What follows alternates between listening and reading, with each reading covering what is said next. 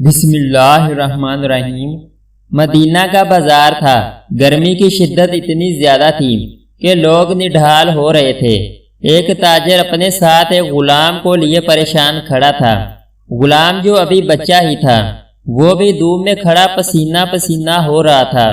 تاجر کا سارا مال اچھے داموں بک گیا تھا، بس یہ غلام ہی باقی تھا جسے خریدنے میں کوئی بھی دلچسپی نہیں دکھا رہا تھا۔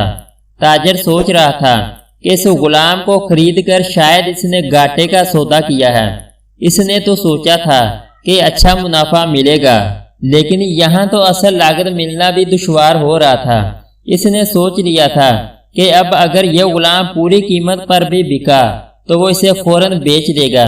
مدینہ کی ایک لڑکی کی اس غلام پر نظر پڑی تو اس نے تاجر سے پوچھا کہ یہ غلام کتنے کا بیچو گے؟ تاجر نے کہا کہ میں نے اتنے میں لیا ہے اور اتنے کا ہی دے دوں گا۔ اس لڑکی نے بچے پر ترس کھاتے ہوئے اسے خرید لیا۔ تاجر نے بھی خدا کا شکر ادا کیا اور واپسی کی راہ لی۔ مکہ سے ابو حذیفہ مدینہ آئے تو انہیں بھی اس لڑکی کا قصہ معلوم ہوا۔ لڑکی کی رحم دلی سے متاثر ہو کر انہوں نے اس کے لیے نکاح کا پیغام بھیجا جو قبول کر لیا گیا۔ یوں واپسی پر وہ لڑکی جس کا نام سبیتا بنت یار تھا ان کی بیوی بن کر ان کے ہمراہ تھی، اور وہ غلام بھی مالکن کے ساتھ مکہ پہنچ گیا۔ ابو حذیفہ مکہ آ کر اپنے پرانے دوست عثمان بن عفان سے ملے تو انہیں کچھ بدلا ہوا پایا اور ان کے رویے میں سرد مہری محسوس کی۔ انہوں نے اپنے دوست سے استفسار کیا کہ عثمان یہ سرد مہری کیوں؟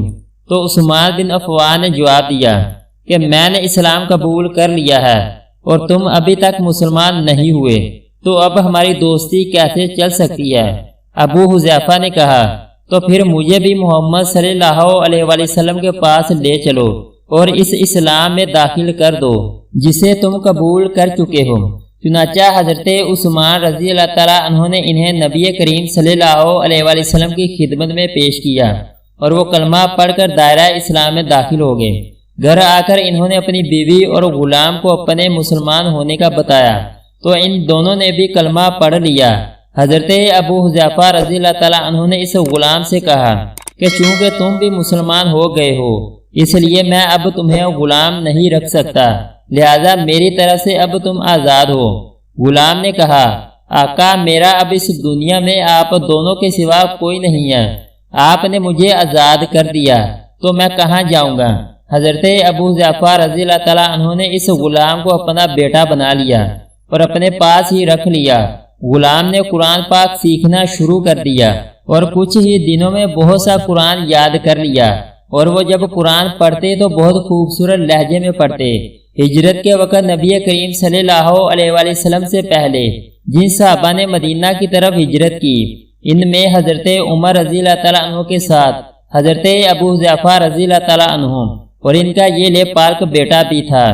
مدینہ پہنچ کر جب نماز کے لیے امام مقرر کرنے کا وقت آیا تو اس غلام کی خوبصورت تلاوت اور سب سے زیادہ قرآن حفظ ہونے کی وجہ سے انہیں امام چن لیا گیا، اور ان کی امامت میں حضرت عمر رضی اللہ تعالیٰ عنہ جیسے جلیل القدر صحابی بھی نماز ادا کرتے تھے۔ مدینہ کے یہودیوں نے جب انہیں امامت کرواتے دیکھا تو حیران ہو گئے کہ یہ وہی غلام ہے جسے کوئی خریدنے کے لیے تیار نہ تھا۔ آج دیکھو کتنی عزت ملی کہ مسلمانوں کا امام بنا ہوا ہے۔ اللہ پاک نے انہیں خوش آواز اس قدر بنایا تھا کہ جب آیات قرآن تلاوت فرماتے تو لوگوں پر ایک محویت طاری ہو جاتی اور راہ گیر رک کر سننے لگتے۔ ایک دفعہ ام المومنین حضرت عائشہ رضی اللہ تعالیٰ عنہ کو رسول اللہ صلی اللہ علیہ وسلم کے پاس حاضر ہونے میں دیر ہوئی۔ آپ صلی اللہ علیہ وسلم نے دیر کی وجہ پوچھی تو بولی کہ ایک قاری تلاوت کر رہا تھا، اس کے سننے میں دیر ہو گئی، اور خوش الحانی کی اس قدر تعریف کی کہ حضرت صلی اللہ علیہ وسلم خود چادر سنبھالے ہوئے باہر تشریف لے آئے۔ دیکھا تو وہ بیٹھے تلاوت کر رہے ہیں۔ آپ صلی اللہ علیہ وسلم نے خوش ہو کر فرمایا اللہ پاک کا شکر ہے کہ اس نے تمہارے جیسے شخص کو میری امت میں بنایا۔ کیا آپ جانتے ہیں کہ یہ خوش قسمت صحابی کون تھے؟ ان کا نام حضرت سالم رضی اللہ تعالیٰ عنہ تھا، جو سالم مولا ابو حذیفہ رضی اللہ تعالیٰ عنہ کے نام سے مشہور تھے۔